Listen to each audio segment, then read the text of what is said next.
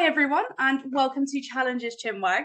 I'm Meg, and I'm the Event and Community Fundraising Officer at Dig Deep. And if you're not entirely sure what Challenges Chinwag is, you're absolutely forgiven because this is our first feature-length episode of 2023. And if you're, again, not sure, Challenges Chinwag is essentially a conversation between myself and either a past or current fundraiser for Dig Deep, where we chat about all things fundraising, the experience you'll be having on your challenge, and in some cases, what skills you'll learn. So without further ado, our guest on Challenges Chinwag today is Cameron. Cameron took on our Kilimanjaro challenge with us in the summer of 2022 and reached the summit. But not only that, he also went above and beyond his fundraising target and raised £3,085 in the process. So he's therefore the perfect person to pass on his advice to help you on your own challenge. But I'll let him introduce himself. All right, hi everyone. I'm Cameron. I'm in my third year of aeromechanical engineering at the University of Strathclyde, and I had the privilege of climbing Mount Kilimanjaro for Dig Deep last year, and it was without a doubt the best experience of my life. So I'm happy to answer any questions that you guys have sent through. Amazing. We have had a fair few come through as well. You've been very popular, which is very, very nice. I did kind of want this to be a bit of a start to finish of your journey with Dig Deep. And as I say, with questions from our current fundraisers leading the discussion. So first of all, we'll start off like nice and easy. How did you first get involved in Dig Deep's Kilimanjaro challenge? Yeah, so I'd always loved hill walking, and climbing Kilimanjaro had been on my bucket list for quite a long time, but it was always something I assumed I'd do later on in my life. But the first thing I saw about a Kilimanjaro climb, actually, it wasn't from Dig Deep, it was another organization entirely. And I remember reading through it and thinking, yeah, this is pretty cool. I'd like to do that. But and then I kind of forgot about it.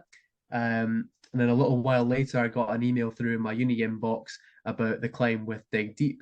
So I went along to the registration meeting and I was immediately hooked. I left the meeting thinking, yeah, I'm definitely doing that. I can't even remember what the other organization was called, but Dig Deep did a great job of just drawing me in and getting me excited about the challenge.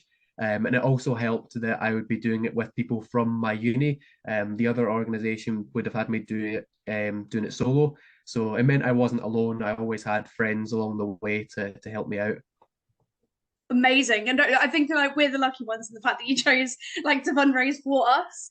Were you one of those people who sort of like left the meeting and then just like signed up immediately? Yeah, Like yeah. I like that a lot. And obviously you joined the challenge just as we were sort of coming out of the COVID era, where Mhm. physical event fundraising was just becoming possible again, didn't you? Yeah. So as we've said, you were really successful in your fundraising, raising over £300 above your minimum target. Can you talk us through how you went about your fundraising and what kind of activities brought you the most success and what were the most fun? Yeah, so the first thing I did was I created a Instagram page that would follow my fundraising journey. It's still an active page. It's called the Cameron underscore Kilimanjaro 2022. And I still post like hill walking and climbing related content on it, so you can check it out if you want. So I advertised the page to on my normal Instagram story, on my Facebook page, my Snapchat story, just everywhere I could try and like get the word out as much as possible. And I also posted the link to my fundraising page there. So I managed to get quite a few followers at the start, but I didn't get too many donations. And you know, if posting your fundraising page on social media has worked for you and you've managed to get donations for that, that's great. But for me, I quite quickly realized that I'd need to do a bit more to entice people to make a donation. So that's where the idea of doing fundraising events came along. So at this time, it was about October, so it was coming up for Halloween, and my friend suggested doing a Halloween bingo. And again, it was just around about the time that COVID's restrictions had eased. You know, we're allowed to socialize in larger groups. So I started looking for a venue. There was a bar outside of Queen Street Station in Glasgow called Dow's Bar. That they offer free function room hire. So I went to them. They were really nice. I had a pint while I was there just to make sure it was all right. And yeah, got that booked and then posted it on my social media saying, you know, about all the information, Halloween bingo, Dow's Bar, the date and the time and everything. But again, kind of realized you need to do a bit more to get people's attention. If you think when you're scrolling through Instagram, you might see something like that, give it a like, and then just keep scrolling. So, I started messaging all my friends individually, put it in all the group chats that I was in, even tried to get the word out in person. And that for me was like the hardest part, just getting people to agree to come along. But by the time the night rolled around, the turnout was really, really good, and everything was smooth sailing from there. The entry fee was £5, so the £5 per person, and that was put on to my fundraising page. They just like donated it to there in advance, so that was quite good as well because it meant I had like a list of everyone I knew that was coming. And then on the night as well, we did like a raffle, which got some more money in as well. And then after that, I did a Christmas quiz in December, which also coincided with the Big Give Christmas challenge, and it meant that any donations got doubled. And I did another quiz night a couple of months after that as well. And by that point, I kind of had a formula in place. I knew more what I was doing. It was a bit easier from that point on. But I mean, I am aware for like current fundraisers, Halloween and Christmas, and that's passed, so you can't really do those like theme nights anymore. But if you are wanting to do any like fundraising events like bingo nights, quiz nights, absolutely go for it. They're great fun. Just get the word out to everyone you can. Most venues as well are pretty accommodating because it means extra business for them. And yeah, the total amount that I accumulated from those three events was covered most of my fundraising targets. So they're definitely worthwhile doing. I mean, for sure. Like, I think sometimes people always feel like they need to reinvent the wheel with fundraising and sort of do like these Yeah, super exciting, like brand new, nobody's ever heard of before events. But sometimes it's literally just using the places you have around you and making it like a good time, and then replicating that, which is obviously something you did. Um, mhm. which yeah, like it's a really good way, especially sort of like theming it as well. Like we've got Easter coming up, so that could be like an idea. There might be some Yeah, people who take like some inspo from what you've done, and then go from there. But yeah, no, sometimes it is just sort of finding what works for you and just keep recreating that. You don't have to do something brand new every time, I think. It's quite easy mhm. to get caught in that trap. Yeah, But obviously, like alongside your fundraising, you've been preparing for the you will have been, sorry, preparing for the challenge itself. Did you do much training for the Kilimanjaro trek itself, or and is there anything you wish you'd done to prepare like better? yeah. So since I live in Glasgow, I'm quite lucky to have a plethora of mountains, about an hour and a half's drive away. So like in Scotland, we've got mountains that we refer to as Munros, which are anything above 3,000 feet. So I bagged quite a lot of those mountains, both by myself or with some fellow Strathclyde fundraisers. And that gave me the chance to, break in my boots, build up some stamina, get comfortable carrying a pack for long periods of time. By the time the trip rolled around, though, up until that point, I'd only done day hikes, so I was quite worried because I hadn't done any multi-day treks. I couldn't fit it around my work schedule. Would I have the stamina to climb for 6 days in a row? But it ended up being fine. We took everything at a nice pace. Kilimanjaro in photos looks really, really steep. It looks like a big monster, but actually, when you're on the mountain, it's quite a gentle ascent, and like the terrain as well. I'd seen far worse terrain on a lot of the Scottish mountains. It's a pretty well trodden path.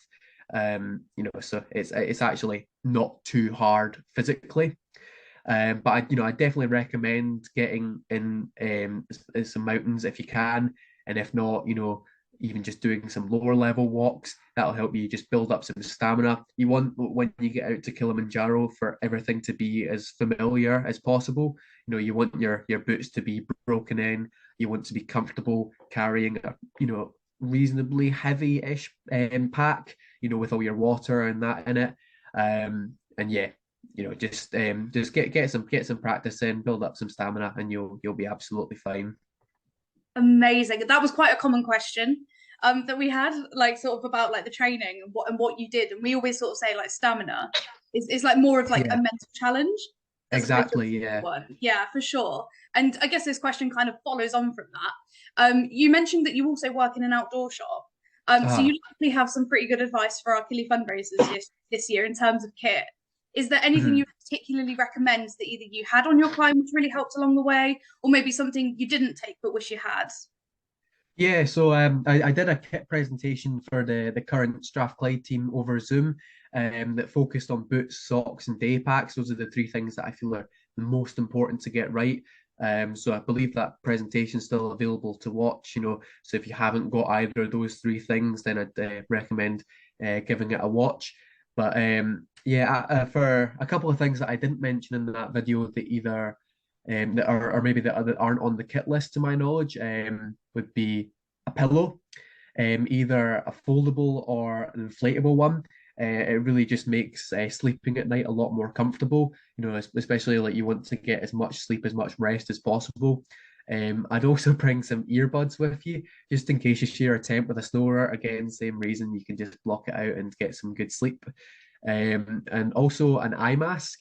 There's one or two points on the climb where you were allowed to take a nap during the day, like after lunch. But since the sun is still up, it shines light into the tent and it makes it really bright. So if you've got an eye mask, it means that you can just shut out the light and get a wee 40 winks. Another thing that I was quite worried about on the climb was actually taking photographs. I assumed that my phone wouldn't have enough battery life to last a full 6 days, even if I had a backup charger with me, and that I'd need to get an actual camera for taking photos. So I went to a few shops looking for something just like small, not overly technical, but with a good enough battery life to last the climb. But the selection wasn't actually that great. I don't know if this is still the case, but there was quite a shortage of chips, and the chips that they did have were being put into their more expensive cameras. So a lot of the selection was quite out with my price range, like it'd be a good few £100 for a small like digital camera. But the guy who I was talking with, he was really, really nice. And he said, unless you're planning on taking really high quality photographs or really zoomed in photographs, you'll be fine with just your phone. Just spend a bit of money getting some extra portable chargers. So if you feel that you're in the same boat as I was, I can say from experience that your phone will do just fine. Have it on power saving mode or something. Have it on airplane mode as well, and that means that it's not trying to search for Wi-Fi's, because that will drain the battery. And if you do think that you'll have plenty of battery, plenty of portable chargers to last the climb, download some music as well. Bring a Bluetooth speaker. Sorry, if you've got one. You aren't allowed to play music at the camps, but it helps a lot when you're on those really long stretches. Just to put on some tunes, and it really helps keep everyone's spirits up. I even brought some wired earphones with me for the summit night. And I just listened to some Guns N' Roses and The Prodigy and that, just to help keep me going. But yeah, remember just to download the music, because you won't have a connection to stream anything. But yeah, it really helps just keep everyone's spirits up. That might be the best piece of advice I think I've heard. like they're all sort of things you kind of take for granted. Like when you when you were saying about music, I was like, how did I not think of that? Like even a pillow, like you Yeah. wouldn't think about those sorts of things. So it's definitely like the sort of things that like can like help it enhance the experience and that kind of stuff. Mhm. So I very much enjoy as well that like you brought like earphones and stuff like some midnight, like you were like, yeah, I'm taking this serious. Like this Yeah, is obviously, like like real during the good. day, don't be like having them in, because you want to like socialize with the rest of your group and chat to them. But yeah, on the Yeah. summit night, you just got to get in the zone. No, for sure, for sure. Like that is, I love that a lot. I'm sure like fundraisers who are like going out this summer as well will probably put that like down on their list for things to remember Yeah. as well. Um, I'm sure that there are so many moments that stick in your mind from the Kilimanjaro experience itself. But can you try and give us a top three? Obviously, reaching the summit must have been amazing, but is there something else that you weren't expecting but was an amazing part of the experience at all?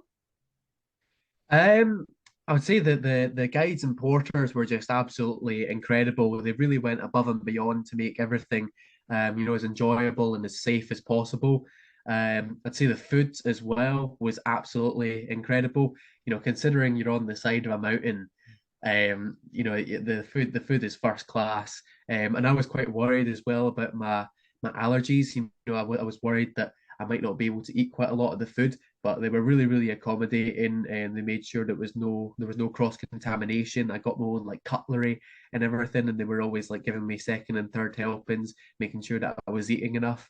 And obviously, like, everyone looks forward to the summit, but I would say that some of the best views that you get are actually lower down. By the time you get to like day two on the mountain, you're above the clouds, so you just look out and you see this sea of white.